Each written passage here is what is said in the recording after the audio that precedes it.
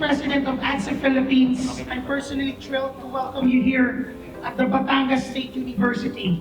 Thank you for traveling far and wide to join us in this 3-day academic engagement. We're doing the 10th scientific meeting and national conference of ADCEP Philippines. We're a group of development educators and practitioners who are gathering ourselves together so that we can pursue in elevating DevCom scholarship all over the Philippines.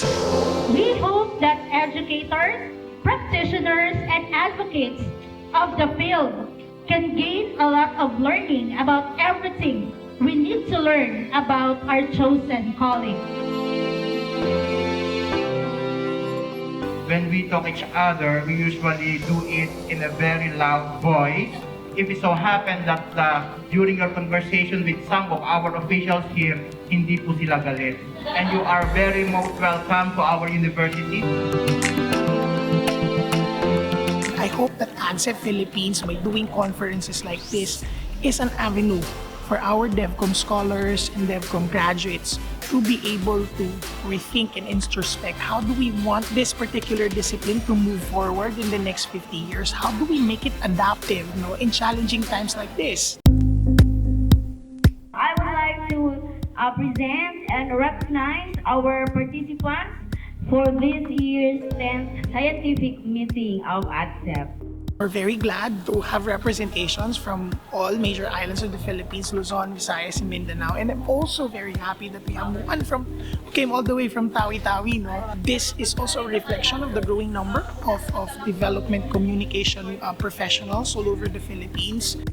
We are here to learn and to participate in the discussions, in the open forum. I hope at the end of the session, I would gain more knowledge about development communication, particularly on the research presentation. So I expect to learn more about the different methodologies and strategies and techniques and how we're going to actually help my students to learn more about community development. Well, syempre, additional knowledge, mga opportunities na magagamit natin sa school while teaching. Aside from connecting again with the DevCom practitioners and educators, we wanted to connect because of the possible projects that we could establish with the other universities or other organizations here. To learn more knowledge about sa pagsusulat ng mga research and kung paano ba namin i-connect yung mga pagkabagong pamamaraan sa pagsusulat. This is an additional learning and also network, linkages to other universities and people from other places here in the Philippines. So this is very rare, and also this is also a very critical activity to us. I'm anticipating for these innovations, the innovative way of teaching the subject, and how also these gadgets, this new technology could be used in teaching our students on how to become more sensitive to our community. That's the essence of DevCom. This era, this country, these years, of course, needs more development communicators. A more aggressive development communicators. It's how you communicate development.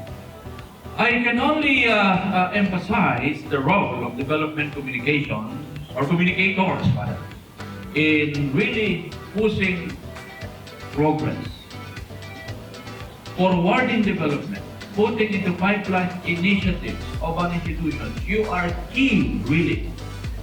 One way to predict the future is to create it. So let's create it. And communicate to the people that we are creating it so that they will be enjoying. They will also be excited. They will be excited to participate. They will be excited that something great, something good is still going to happen despite the circumstances that we are all in. I should say that all of us must be development communicators. Not only those in the development communicators. Thank God. Living in a VUCA world is truly, indeed, challenging. We are already preparing ourselves or bracing ourselves to accept the challenge of the future and not work when the problem is already there. We would rather call it emergency remote teaching and learning. Why? Because remote teaching had already been there even before the pandemic. To describe their gadget and internet access for remote learning, discuss the challenges they experience in participating in the learning activities. I glamorize agriculture because all the time the look towards our farmers and our fisher folks ang baba. No? Parang tattered shirt on top of a carabao without sleepers, sobrang kaawa, pobre, kung ano-ano na lang.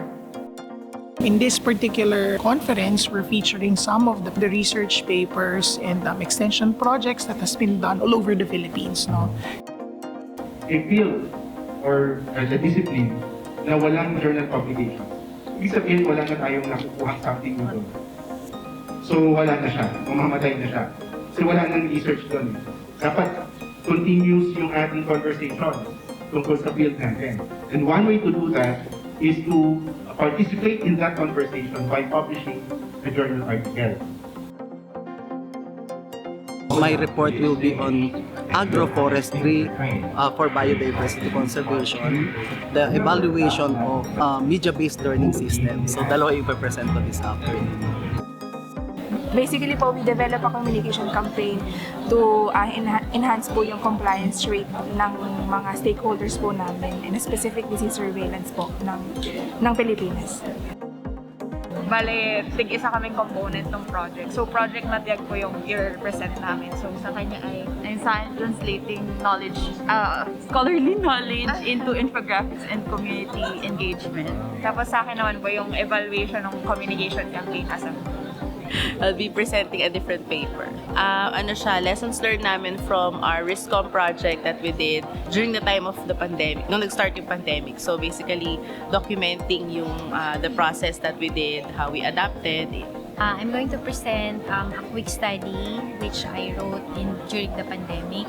It's about the local media dependency in ADCEP during the ECQ.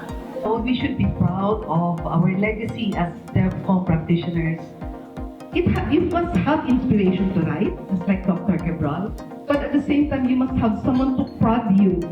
You may not have the time, you have other things to do, you have other priorities probably, or you may not see the real importance of publishing, pero yun talagang someone will prod you, compel you. Kung di po sa Tagalog, pupukpukin talaga kayo. Kaya yung mga advisors ninyo, don't get annoyed with them when they do that to you. Because it's for your own good.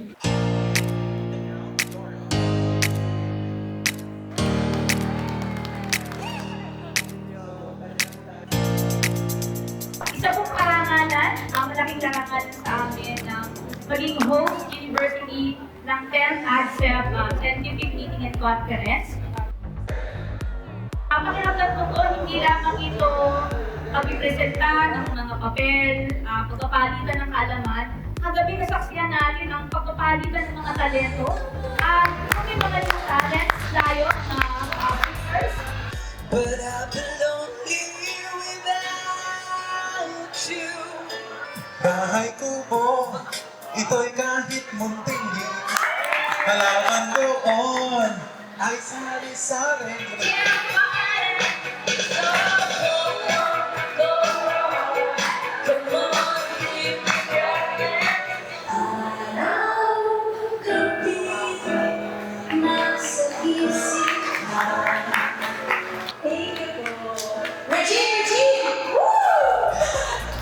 Hindi lang din ito kundi rin kundi para reunion ng mga kaibigan, dating guro, mga mentors, at naging daig-daan ito para magkaroon tayo ng matibay na network.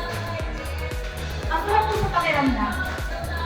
Wala po yung pagod kasi nakita namin na masaya kayong bumisita sa aming program.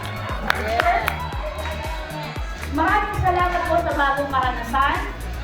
Salamat din po sa bagong pagkakaibigan at sa bagong pagkikaibigan pa natin ang network natin mga DevCom educators and practitioners at maging ang ating mga mag-aaral. Muli po mula po sa Batangas State University, maraming salamat po at mag-iingat po kayo sa inyong pag-uwi. Salamat po sa mga karine sa Batangas. Alae, Adel.